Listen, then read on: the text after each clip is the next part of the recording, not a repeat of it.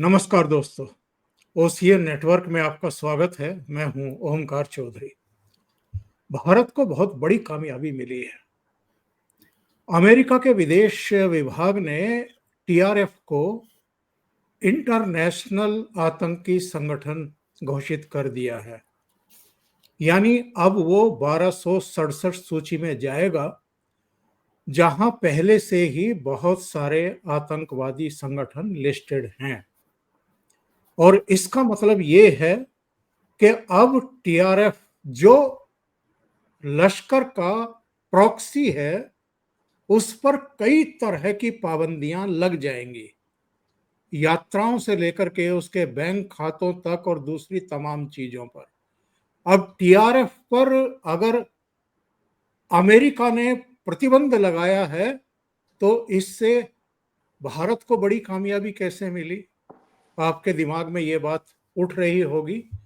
पहलगाम में 22 अप्रैल को जो आतंकवादी वारदात हुई थी, वो टीआरएफ की ही करतूत थी। और उसके 2 दिन बाद, 3 दिन बाद 25 अप्रैल को यूएन ने जब इसकी निंदा वाला प्रस्ताव पेश किया था, पारित किया था, तो उसमें शुरू में टीआरएफ का नाम आया था। लेकिन पाकिस्तान और चीन की, मैं कहूंगा, बदमाशी के चलते, और अमेरिका में भी ये लॉबिंग कर रहे थे, उसके चलते टीआरएफ का नाम हटा लिया गया था उससे। तब ये कहा गया था कि भारत के लिए ये एक झटका है। लेकिन ये घटना 25 अप्रैल की है और आज हम 18 जुलाई को बात कर रहे हैं, 19 जुलाई को बात कर रहे हैं। इसका मतलब ये है कि इस बीच ऐसी बहुत सारी घटनाएं हुई हैं जिसके चलते अमेरिका के ऊपर एक प्रेशर आया है। और ये घटनाएं कौन सी हैं, इस पर भी हम चर्चा करेंगे। G7 का समिट रहा हो, जहां प्रधानमंत्री नरेंद्र मोदी ने आतंकवाद पर भाषण दिया था और कहा था कि ये दोहरे मानदंड छोड़ दीजिए, बहुत हो गया है। एससीओ की मीटिंग में राजनाथ सिंह साहब ने यही बात कही थी। अभी एस जयशंकर भी चीन में थे, उन्होंने फिर इसी मामले को उठाया है। और इधर एक आध और घटनाक्रम ऐसे हुए हैं जिसके प्रेशर के चलते मुझे लगता है कि अमेरिका को ये स्टेप लेना पड़ा है। और ये कौन से स्टेप हैं, ये कौन सी घटनाएं हैं? आरआईसी, रूस, इंडिया और चाइना, ये फोरम पहले जीवित था। इसकी 20-21 मीटिंग ऑलरेडी हो चुकी थी। कोविड के चलते और कुछ दूसरी घटनाओं के चलते इसकी मीटिंग्स ठंडे बस्ते में थी। अभी रूस के विदेश मंत्री ने, रक्षा मंत्री ने, लावारोव ने एक मीटिंग में इसको पुनर्जीवित करने की बात कही, इसको फिर से सक्रिय करने की बात कही। हमारे विदेश मंत्रालय ने इस पर सकारात्मक संदेश दिया, नोट दिया। और ऐसा लगता है कि जिस तरह से इस समय बहुत तेजी से ग्लोबली घटनाएं हो रही हैं, उसमें अब आरआईसी के पुनर्जीवित होने के खतरे को मेरे विचार से खत्म करने के लिए एक जेस्चर अमेरिका की तरफ से दिखाया गया है। इसके मतलब क्या है, जरा समझने की कोशिश करते हैं। मेरे साथ दो बहुत ही विद्वान जुड़ रहे हैं। टेरिटोरियल आर्मी के पूर्व चीफ और युद्ध सेवा मेडल से अलंकृत लेफ्टिनेंट जनरल AK श्रीवास्तव, और ब्रिटेन से जुड़ रहे हैं डॉक्टर अमजद अयूब मिर्जा। मिर्जा साहब का परिचय मुझे देने की जरूरत नहीं, आप सब परिचित हैं। POJK के लिए बहुत संघर्ष करते रहे हैं, कर रहे हैं, सोशल एक्टिविस्ट भी हैं और राजनीतिक भी, और विश्लेषक तो वो कमाल के हैं ही। दोनों के साथ जुड़ते हैं और जो अमेरिका की तरफ से घोषणा हुई है टीआरएफ को लेकर के, उसको, उसके बैकग्राउंड को समझने की कोशिश करते हैं, क्या प्रभाव पड़ने वाले हैं इस पर भी। आप दोनों का बहुत स्वागत है। नमस्कार। नमस्कार जी, नमस्कार। श्रीवास सर, सबसे पहले मैं आपके पास ही आता हूं। जो हुआ है इस पर आपकी टिप्पणी। हाँ देखो, ये बहुत अच्छी बात हुई है। पहले देर आए दुरुस्त आए, क्योंकि अमेरिका मुझे लगता है कि काफी लेट किया। क्योंकि इसमें कोई शक नहीं कि जब ये पहलगांव का हमला हुआ, 79 लोगों को मारा गया और धर्म पूछ के मारा गया, और जो टीआरएफ जिसको द रेजिस्टेंस फ्रंट बोलते हैं, वो और कुछ नहीं, वो प्रॉक्सी है लश्कर तौबा का। उसने खुद ओन अप किया, एक बार नहीं 2 बार, मगर उसने अपना स्टांस बाद में चेंज किया क्योंकि पाकिस्तान की आर्मी और आईएसआई ने उसके ऊपर प्रेशर डाला। तो ये सच्चाई है, इसमें कोई शक नहीं था कि इसके अंदर लश्कर तौबा ही इन्वॉल्व है, और जो उसकी प्रॉक्सी है टीआरएफ जिसको बोलते हैं वो। तो मुझे लगता है अमेरिका को इससे पहले ही एक्शन ले लेना चाहिए था, और ये सच्चाई है, भारत ने इसको 2023 के अंदर हमने बैन कर दिया था। मैं अपने व्यूअर्स को बताना चाहूंगा, ये एक जो दी रेजिस्टेंस फ्रंट है, ये 2019 में खड़ा किया गया था। ये उस समय किया गया था जब हमने आर्टिकल 370 और 35A को एब्रोगेट किया था। तो इसका नाम इसलिए रखा गया था, ये इंग्लिश का नाम, जिससे एक अटेंशन डाइवर्ट हो पाए कि वो लश्कर तौबा जैसे मोहम्मद जो एक नाम है उसकी बजाय एक इंग्लिश नाम। तो ये सच्चाई है, आज की तारीख में ये बहुत सक्रिय था, और अब इसको ग्लोबल टेररिस्ट डिक्लेयर करना मुझे लगता बहुत अच्छी बात है। यही नहीं, स्पेशली डेजिग्नेटेड एक प्रकार से जो टेररिस्ट ऑर्गेनाइजेशन है वो भी कर दिया इसको। अब इसका फर्क क्या पड़ेगा? इसका फर्क 3-4 पड़ेंगे। जैसे ही इसको आपने ग्लोबल टेररिस्ट ऑर्गेनाइजेशन किया, तो इसको जो आईएमएफ है, वर्ल्ड बैंक है, एशिया डेवलपमेंट बैंक है, ये अब लोन देने से कतराएंगे पाकिस्तान को। उनको पता है जो टीआरएफ है ये लश्कर तैयबा ऑफशूट है। और दूसरा सबसे बड़ी प्रॉब्लम पड़ने वाली है कि हो सकता है आने वाले समय में financial action task force Pakistan को फिर ग्रे लिस्ट में डाल रहे, मनी लॉन्ड्रिंग और टेररिस्ट फंडिंग। मुझे लगता है पाकिस्तान ने बहुत बड़ी कोशिश की थी कि किसी तरीके से ये जो पहलगांव के अंदर हमला हुआ था इसको कॉम्प्लिकेट करे, दिखाए कि ये तो इंडिजिनस था, और किसी हद तक वो उसने सक्सेस पाई थी, स्पेशली एससीओ मीटिंग वगैरह। तो अब सच्चाई है कि आपने बोला ये हुआ तो हुआ कैसे, ये चमत्कार कैसे हुआ। हाँ, आप 2-3 बातें बहुत इंपॉर्टेंट, जो क्वाड फॉरेन मिनिस्ट्री की मीटिंग थी जहां डॉक्टर एस जयशंकर गए थे, वहां पर भी बहुत ज्यादा प्रेशर डाला गया डॉक्टर एस जयशंकर के द्वारा। और इसी प्रकार G7 की मीटिंग भी के अंदर जिस प्रकार से प्रधानमंत्री मोदी ने इस पॉइंट को रेज किया, वो भी बड़ा इंपॉर्टेंट था। और तीसरा आपने बहुत अच्छा पॉइंट बताया था जो RAIC का, क्योंकि रशिया, इंडिया, चाइना जो कि 1990 के अंदर एक फोरम हुआ था, इसको वेस्टर्न का जो अलायंस है उसको काउंटर बैलेंस करने के लिए जो बना था, उसके अंदर अब दोबारा उसको रिवाइव करने की बात हो रही है। तो फिर अमेरिका के ऊपर भी प्रेशर था कि वो कुछ करके दिखाए कि भारत को कि भी हम टेररिज्म के अगेंस्ट है। तो मुझे लगता है एक अच्छी पहल है, और ये एक सच्चाई है, ये भारत की जीत है। अब पाकिस्तान बैकफुट पे जाएगा, पाकिस्तान को समझ आएगा कि जब आप ग्लोबल टेररिस्ट डिक्लेयर कर देते हैं ऐसी ऑर्गेनाइजेशन को जिसके रूट्स पाकिस्तान में है, तो वाकई पाकिस्तान के ऊपर इसके छींटे पड़ेंगे। चौधरी साहब, बिल्कुल सही बात आपने कही है सिवाज सर। अमजद अयूब मिर्जा साहब के साथ चलते हैं। मिर्जा साहब, शुरू में तो जब ऑपरेशन सिंदूर हुआ और पाकिस्तान के 9 आतंकी ठिकानों को हमारी सेना ने ध्वस्त किया, इसके बाद 9-10 मई की रात को उनके एयरबेस और एयर डिफेंस सिस्टम, रडार सब तबाह किए। उसके बाद से अमेरिका की प्रतिक्रियाएं थोड़ी थोड़ी ऐसी थी जैसे कुछ अनमना है, कुछ नाराज सा है। और उसके फिर कारण भी समझ में आए बाद में कि किन वजहों से अमेरिका की शायद कहीं दुम दब गई थी। दुम शब्द शायद उस तरीके से ठीक ना हो, लेकिन कहीं कुछ हुआ था जिसकी वजह से अमेरिका के सुर थोड़े से बदले थे। लेकिन अब अमेरिका ने टीआरएफ को अगर इंटरनेशनल टेररिस्ट ऑर्गेनाइजेशन घोषित किया है और उसको प्रतिबंधित सूची में डाला है, तो निश्चित रूप से कह सकते हैं कि ये भारत के लिए एक सकारात्मक संदेश भी भेजा है अमेरिका ने। आप इसको कैसे देखते हैं?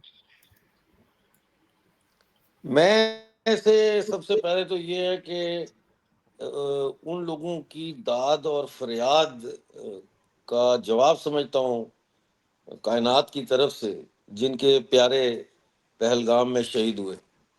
और ये उस इंतकाम का हिस्सा है जो हमने सिंदूर ऑपरेशन की शक्ल में लिया। वो इंतकाम जारी है। और आप देखेंगे कि ये जो पहलगाम में हमारे लोग शहीद हुए, टूरिस्ट कश्मीर में, ये खून कभी भी रायगा नहीं जाएगा, बल्कि ये खून, इस खून से अब इतिहास लिखा जा रहा है। आज ये टीआरएफ को खामखा में नहीं उन्होंने बैन किया, ये टीआरएफ को उन्होंने इसलिए बैन किया है कि उनको पता है, पहली बात तो ये कि उनको ये पता है कि ये पाकिस्तान की प्रॉक्सी, एलईटी की आगे प्रॉक्सी टीआरएफ ने ये करवाया है। ये उनको पता है। इंटेलिजेंस एजेंसी जो दुनिया की होती है ना, उनको पता होती है कि कोई भी वारदात दुनिया में कहीं ना कहीं हो, 24 घंटे के अंदर अंदर उनको पता लग जाता है सारा कि कहाँ से हुआ, किसने किया, क्या किया। वरना वो इंटेलिजेंस का काम किस लिए करते हैं? तो उनको, अमेरिकन को भी पता है, दुनिया को भी पता है। तो अब हम तो जाहिर है एक जमाने से कह रहे हैं कि ये टीआरएफ जो है, ये कोई डेमोक्रेटिक नॉन वायलेंट ऑर्गेनाइजेशन नहीं है, ये एक जिहादी ऑर्गेनाइजेशन है।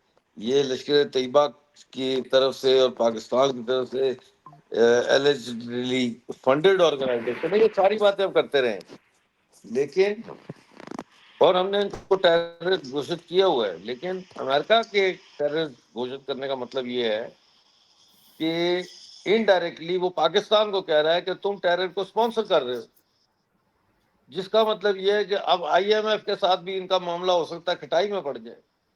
और ग्रे लिस्ट में तो मैं हैरान हूं कि अभी तक पाकिस्तान को क्यों शामिल नहीं किया गया। पाकिस्तान को तो कभी भी ग्रे लिस्ट से निकालना ही नहीं चाहिए, बिल्कुल।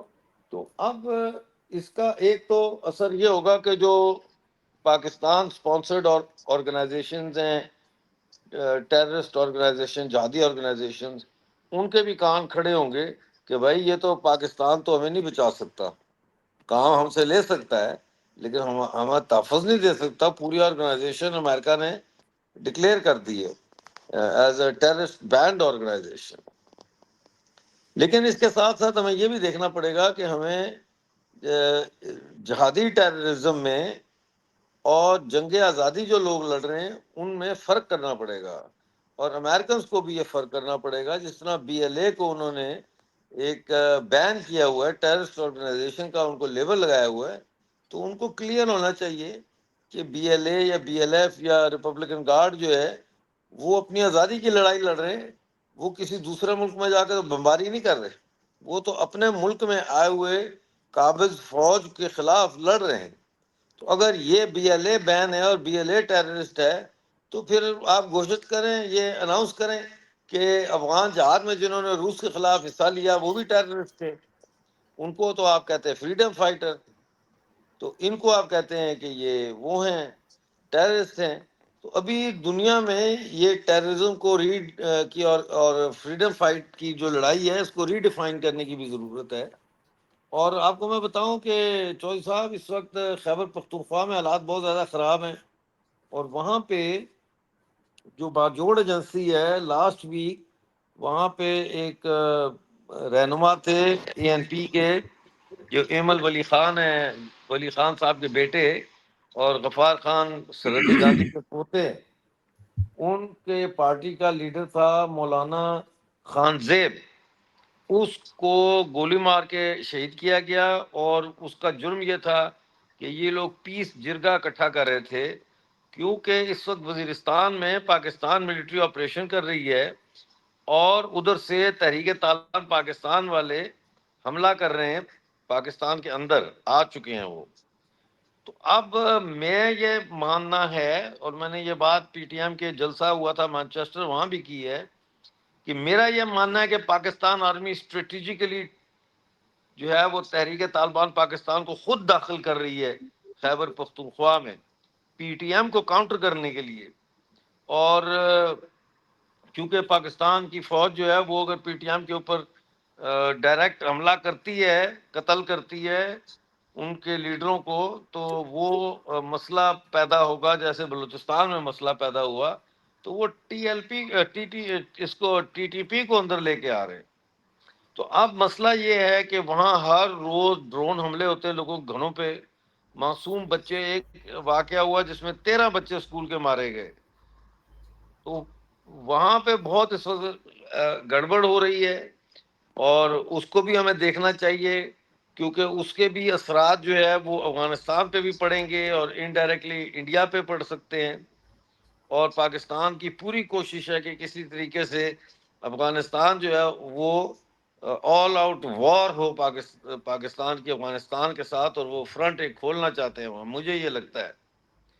तो इस सारी सूरत हाल में रूस ने तालिबान की गवर्नमेंट को 3 जुलाई को तस्लीम कर लिया है, और ये बहुत बड़ी खबर है।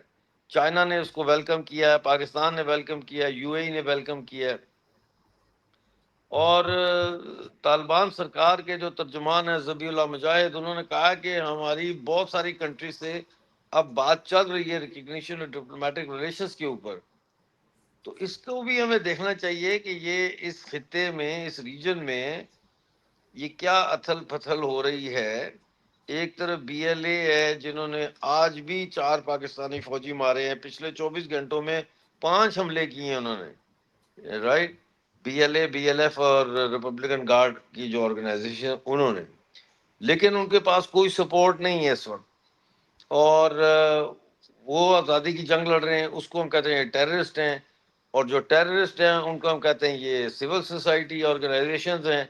थोड़ा सा अब टीआरएफ के ऊपर जो पाबंदी लगाई है, इससे थोड़ा सा ये डिफरेंशिएट करने में अब लोगों को आसानी होगी। जी चौधरी साहब, बहुत महत्वपूर्ण जानकारी आपने दी है मिर्जा साहब। मैं वापस उसी मुद्दे पर आता हूँ। शिवाज सर, G7 की बैठक में प्रधानमंत्री नरेंद्र मोदी ने जो कहा था, उन्होंने आतंकवाद का समर्थन करने वालों को चेतावनी दी।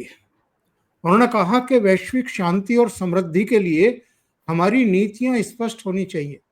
अगर कोई भी देश आतंकवाद का समर्थन करता है तो उसे इसकी कीमत चुकानी होगी।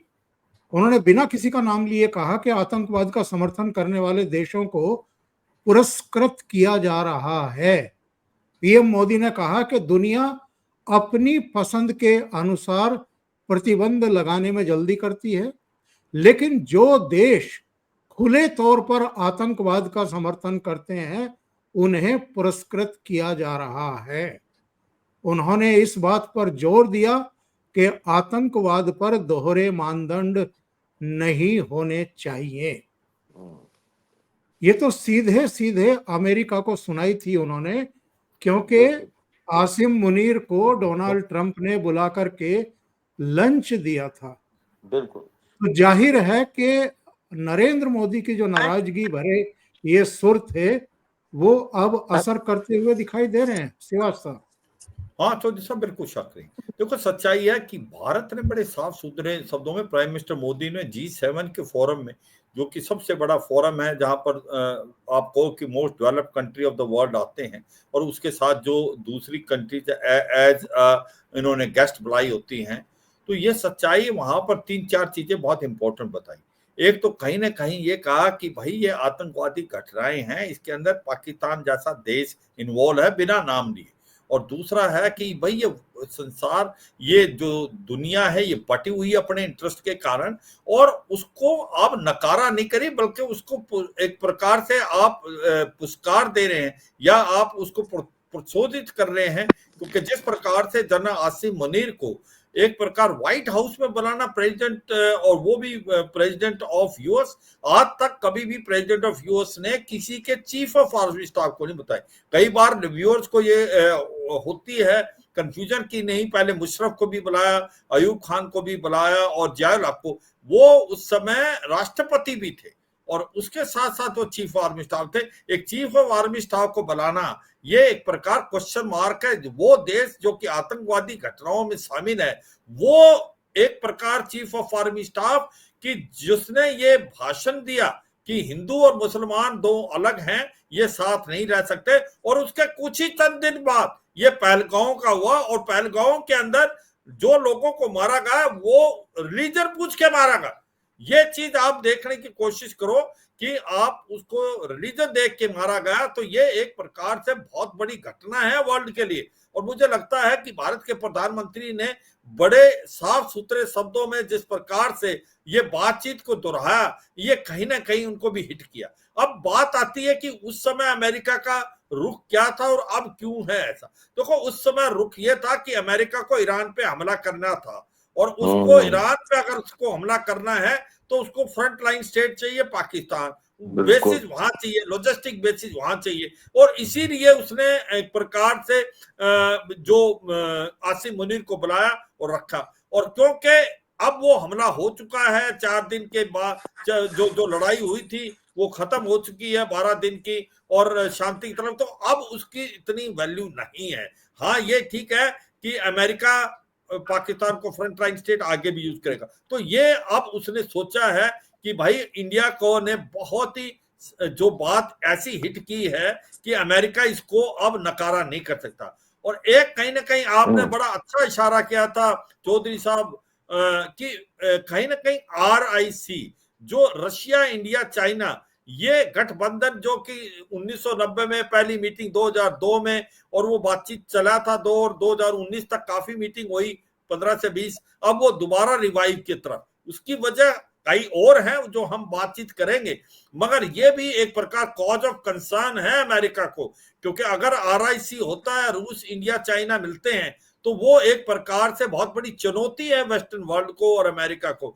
मुझे लगता है उसको भी मद्देनजर रखते हुए उसने देखा कि अब भारत का इंटरेस्ट भी देखा जाए, क्योंकि जो ऑपरेशन सिंदूर हुआ था चौधरी साहब, उसके अंदर आप देखें कि अमेरिका का जो रुख था वो बहुत ही कॉम्प्लेक्स जैसा ऐसा लगा कि जब उनको पता था कि ये आतंकवादी घटनाएं हुई, और ये भी सबको पता था कि ये TRF ने कराई, जो लश्कर तोबा का एक प्रकार से प्रॉक्सी है, मगर उस प्रकार से उसको नकारा नहीं किया गया। एक प्रकार से विक्टिम को और परपेट्रेटर्स ऑफ जो टेररिज्म है उनको साथ खड़ा कर दिया, जैसे कि उनकी दोनों की लड़ाई हुई। तो ये बड़ा दुर्भाग्यपूर्ण था, भारत ने इस चीज को बार बार दोहराया। और तो मुझे लगता है कि अब अमेरिका ने भी जो अब बदला हुआ सिचुएशन है उसको मद्देनजर रखते हुए जिस प्रकार से इसको ग्लोबल टेररिस्ट डिक्लेयर किया है, एक अच्छी पहल है चौधरी साहब। और शिवाज सर, पहले आपसे इस पर टिप्पणी, फिर मिर्जा साहब से। ये नेटो की तरफ से भी एक तरीके से भारत को धमकाने की कोशिश की गई, और ये भी तब जब वो डोनाल्ड ट्रंप से मुलाकात करके लौटे। उन्होंने कहा कि हम 100% जो है टैरिफ लगा देंगे। मतलब वॉशिंगटन में आपके व्हाइट हाउस में बैठ करके ट्रंप साहब तो पूरी दुनिया को धमका ही रहे हैं, अब ये नेटो वाले भी जो हैं इस तरह की धमकी देंगे। ये तो अच्छा है कि हमारे विदेश विभाग ने 2 टूक कह दिया कि हम किसी प्रेशर में आने वाले नहीं हैं, और ये दोहरे मानदंड अपनाना बंद करे नेटो देश। जी हाँ, देखो चौधरी साहब, एक सच्चाई है कि नेटो का कोई अस्तित्व नहीं रह गया है। नेटो जो है एक प्रकार से वही काम करता है जो अमेरिका करता है। अमेरिका अब नेटो को जैसे बताएगा वैसे करेगा, क्योंकि सच्चाई है अमेरिका जो नेटो के अंदर 50 से 60% फंड देता था, और ये रशिया यूक्रेन वॉर में भी अभी अमेरिका ने दिखा दिया कि अगर अमेरिका इससे निकल जाता है और नेटो अकेला मदद नहीं कर पाएगा यूक्रेन की, और यूक्रेन ज्यादा देर टिक नहीं पाएगा। तो मुझे लगता है कि नेटो ना उसका कोई खास इंडिपेंडेंट अस्तित्व नहीं है, इसको हमें बहुत ज्यादा सीरियसली नहीं लेना चाहिए। और ये सच्चाई है कि जो वो कह रहे हैं कि भी हम 100 से 500% तक अगर टैरिफ लगा देंगे कि बाकी ऑयल खरीदना बंद नहीं किया, तो उसको ये समझ आना चाहिए कि जो गैस और ऑयल जो यूरोप खरीदता था वो कहां से खरीद रहा था? क्या उसके ऊपर सैंक्शन नहीं? आप 4 साल, अब ये 3 साल से ज्यादा समय हो गया अमेरिका के ये कहने के बावजूद भी यूरोप 40% गैस और 33% ऑयल अभी भी खरीद रहा था, डायरेक्ट और इनडायरेक्ट वे से। जो भारत में खरीद के पेट्रोलियम के रिफाइंड प्रोडक्ट्स तो यूरोप में जा रहे थे। तो मुझे लगता नहीं, इसकी खोखली बातें हैं, इसका कोई मतलब नहीं। भारत अपना इंटरेस्ट देखेगा, हाँ अब सोच समझ के भारत चलेगा, मगर यह सच्चाई है कि कोई इतना बड़ा जो मार्क रूटॉफ की जो एक प्रकार चैलेंज था मुझे लगता नहीं कि आज के टाइम में उसकी कोई ज्यादा महत्व है। अगर कोई अमेरिका की तरफ से भी आता है तो उसके अंदर हमें सोचने की बात पड़ेगी, मगर नेटो से कोई ऐसा नहीं लगता, क्योंकि नेटो के साथ हमारे डायरेक्ट कनेक्शन नहीं है, हमारे कनेक्शन यूरोपियन यूनियन के साथ है। हमारा जो ट्रेड डील होना है यू के साथ होना है, हमारा जो बिल्कुल है नेटो के साथ ऐसा कुछ नहीं है। हमारा जो अलग अलग देश हैं, जर्मनी है, फ्रांस है, इनके साथ बहुत अच्छे रिलेशन, इटली के साथ और यूके के साथ, तो मुझे लगता नहीं कि इसको हमें ज्यादा कोई एक प्रकार से ताजुब देना चाहिए। मगर ये सच्चाई है, भारत वो करेगा जो भारत के इंटरेस्ट में है, भारत कोई ऐसा काम नहीं करेगा किसी के प्रेशर में आके। तो दिशा मिर्जा साहब, आप कंक्लूड करिएगा। ये बात ये है कि लोग समझ नहीं रहे, ये वो हिंदुस्तान नहीं है जिसके लोग आदी थे। ये नया हिंदुस्तान है, और अभी ये सीप इन कर रही है वेस्टर्न वर्ल्ड के ज़हन में बात। और वो बात जो वेस्टर्न फॉरेन मिनिस्टर्स करते हैं, और वो एक नॉर्मल सी बात तस्वर की जाती है, उसी तरह की जब बात जयशंकर जी करते हैं तो पूरी दुनिया चौंक जाती है, क्योंकि वो आज भी हमें अपनी कॉलोनी समझते हैं ज़हनी तौर पे। वो आज भी ये समझते हैं कि ओ ये वेस्ट का बर्डन है, वेस्ट मैन का बर्डन है ये। तो ये चीजें तब्दील हो रही हैं, और ये तब्दील होंगी। और जनरल साहब जैसा फरमा रहे हैं, इन्होंने जहान देखा, दुनिया देखी, उम्र गुजारी, जर्नैल रहे, चीफ रहे टेरिटोरियल आर्मी के, मेडल इनको मिले हुए हैं। तो ये ऐसे नहीं मिल गए पाकिस्तान के जैसे मेडल मिलते हैं। और ये पाकिस्तान के जो जर्नैल हैं, जो करप्शन की जितनी ज्यादा करते हैं, उतने फिर वो मेजर से कर्नल, कर्नल से ब्रिगेडियर जनरल बनते हैं। वो करप्शन स्केल देखते हैं उनका कि इसने कितना माल बनाया अपने बड़े जनरल के लिए। तो हम लोग पढ़े लिखे लोग हैं, हमारा देश पढ़ा लिखा लोग है। आप यकीन करें, आज मैं लंदन में टैक्सी, मुझे जाना था, मैंने टैक्सी ली। तो मैंने पूछा वेयर आर यू फ्रॉम, तो उसने कहा इंडिया। तो मुझे लगा कि ये साउथ का होगा। तो मैंने कहा मैंने तो कभी नहीं किसी इंडियन को यहाँ टैक्सी चलाते देखा, पाकिस्तानी टैक्सी चलाते, तो तुम क्यों चला रहे हो? कहता है मैंने एमएससी की है इम्यूनोलॉजी में, इम्यून की जो होते हैं फील्ड, उसमें। जी जी। तो मेरे पास चूंकि एक्सपीरियंस नहीं है रिसर्च का, तो मुझे जॉब मिलने में बहुत दिक्कत हो रही है। तो मैं इसलिए इन बिटवीन मैंने ये सोचा टैक्सी चला लेते हैं। मैंने कहा जितनी जल्दी हो सकता है ना उस्ताद, ये टैक्सी के चक्कर से निकल, ये लत है, ये तुझे लग गई तो तू इसी में पड़ा रहेगा, क्योंकि इजी मनी आ रहा है तुझे। कहता नहीं मैं कोशिश कर रहा हूँ। फिर मैंने उसको कहा तुम ऐसा करो, कोशिश करो तो आयरलैंड में जाओ। कहता मेरे दोस्त भी यही कहते हैं, आयरलैंड चले जाओ, वहां पे मिल जाएगी जॉब। मैंने कहा बिल्कुल। तो कहने का मकसद ये है कि यहाँ पे जो टैक्सी चलाने वाला लड़का भी मुझे इंडिया का मिला है, वो भी एमएससी इम्यूनोलॉजी का लड़का है। तो बिल्कुल बिल्कुल। हम इसलिए नहीं यहाँ पे वो लड़का टैक्सी चला रहा कि उसको पीछे घर पालना है। वो अपना रोजमर्रा के अखराजात पूरे करने के लिए मीनवाइल वो ऑनलाइन जॉब्स अप्लाई कर रहा है। तो ये वो हिंदुस्तान नहीं है भाई, जितनी जल्दी लोग समझ जाए उतना अच्छा है। जो नहीं समझेगा वो घाटे में रहेगा। मैं समझता हूँ अभी तक सिर्फ दो ऐसे राष्ट्रपति हैं दुनिया में जिन्हों को ये बात समझ आई है, और जो इस बात पे खुशी का इजहार करते हैं। एक हमारी इटली की जो प्राइम मिनिस्टर है मेलोनी, वो बहुत पसंद करती है भारत को, और वो बहुत खुश है भारत को आगे देख जाते हुए देख के, क्योंकि वो वेस्ट के अंदर न्यू लिबरलिज्म की सबसे बड़ी प्रचारक है, सबसे बड़ी। बिल्कुल तो जॉर्जिया में उसको वो इस हवाले से वो इंडिया को देखती है तो बहुत खुश होती है, क्योंकि उसको लगता है कि ये पूरी जो न्यू लिबरल वर्ल्ड है उसके अंदर एक आइकॉन की तरह है ये शक्ल। और दूसरे ब्राजील के राष्ट्रपति। दूसरे ब्राजील के राष्ट्रपति लूला, बिल्कुल बिल्कुल आपने सही पकड़ा है। तो ये अब हम हमें हमें कोई रोक नहीं सकता। अगर हम देखें ना, अब हम अपने वो भी बना रहे हैं। अच्छा, फिर जो ऑपरेशन सिंदूर में क्या था, हमने इतने बम मारे उधर में। तो वो कहा नहीं, मेरे ख्याल है जयशंकर जी ने कहा, या जगन्नाथ जी ने कहा, जो डिफेंस मिनिस्टर हैं, कि भाई एक जगह कोई दिखा दो जहाँ पे आपका मिसाइल गिरा हो, दिखा दो, सैटेलाइट से दिखा दो, कहीं से दिखा दो, क्यों झूठ बकते हो? कुछ भी नहीं हुआ। हमारी किस्मत की लकीरों में अब आगे बढ़ना लिखा है, और हम बढ़ेंगे, तरक्की करेंगे, और हम वक्त के साथ साथ अफगानिस्तान को भी पैसिफाई कर लेंगे, बलूचिस्तान को भी आज़ाद हो जाएगा, सारा कुछ अपने टाइम पे हो जाएगा। मैंने तो ये सीखा है अपनी इतनी लंबी जो जो जो जोहद है, उसमें जज्बाती उतार चढ़ाव भी आते हैं, क्यों नहीं हुआ, ये नहीं हुआ, धोखा हो गया लेकिन फिर वो वक्त के साथ साथ जब आप बड़े कैनवस पे चीजों को देखते हैं तो आपको समझ आती है, लेकिन उसके लिए आपका देशभक्त होना बहुत जरूरी है। अगर बिल्कुल। आप लालची हैं कि वो यार मैंने तो चीफ मिनिस्टर बना था, मैं नहीं बन सक रहा, तो फिर आप नहीं सीख सकते। अगर आप देशभक्त हैं और वो गुस्सा है आपको कि मेरा देश क्यों तरक्की नहीं कर रहा, मेरे देश की ऑक्युपाइड टेरिटरीज क्यों आजाद नहीं हो रही, तो फिर आप ठीक हैं।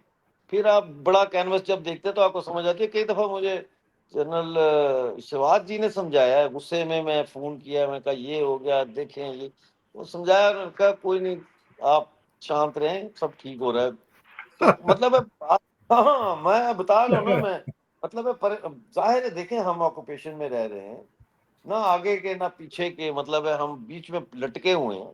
हम भी चाहते हैं यार एक जगह की सेट हो जाए, कोई हमारा मसला हल हो जाए, हम तस्खीर कायनात की तरफ चले, हम भी अपने देश के जो है तरक्की में अपना हिस्सा डालें, तो फिर वो वो झिझियाहट हो वो जाए। वो दिन भी बहुत जल्दी आएगा मिर्जा साहब, बिल्कुल। वो दिन भी बहुत जल्दी सवाज जी आएगा। को फोन करके कहता हूँ, मैं कहता हूँ सवाज जी धोखा तो नहीं हो रहा हमारे साथ? कहते नहीं कहते नहीं, धोखा नहीं हो रहा, धोखा नहीं हो रहा, तो टाइम लगता हाँ, है धोखा नहीं, हाँ, धोखा। शांत रहे। मैं कहा ठीक है फिर। बस ये धोखा का सब मुझे डर लगता है, धोखा ना कोई करे, बाकी इंतजार करने में कोई मुझे चिंता नहीं है। बहरहाल बहुत शुक्रिया, आपने आज बुलाया, और जनरल साहब के भी दर्शन हो गए, आपके भी हो गए। Thank you very much for inviting नहीं, मी। मुझे आपका आभार करना है, और जनरल साहब का तो खैर मैं हमेशा ही शुक्रगुजार रहा हूँ। जब भी मैं उनसे कहता हूँ, आग्रह करता हूँ, वो जुड़ जाते हैं। और जो आप कह रहे थे कि राजनाथ सिंह या विदेश मंत्री ने किसने कहा, ये हमारे एनएसए अजित डोभाल ने पिछले हाँ हफ्ते ही कहा था कि हमें हाँ पाकिस्तान एक इमेज दिखा दे कहीं की, जी कोई जी एक बिल्कुल कांच का टुकड़ा कहीं उन्होंने तोड़ा हो हमारा। तो ठीक है। ये उनकी तरफ से चैलेंज आया था। अब डोवल जी नाराज बहुत हो जाएंगे मुझसे, वो कहेंगे मेरा मेरा तुम्हें नाम ही भूल गया। बहरहाल बहुत बहुत बहुत खुशी होती है शुक्रिया, आप लोगों के साथ बैठ के बात करने की, है ना। बहुत बहुत धन्यवाद, बहुत बहुत शुक्रिया आप दोनों का। Thank you so much. Thank you Chaudhary साहब, thank you thank you Mirza Jai साहब, जय हिंद। हिंद, जय हिंद, जय हिंद सर। जय हिंद।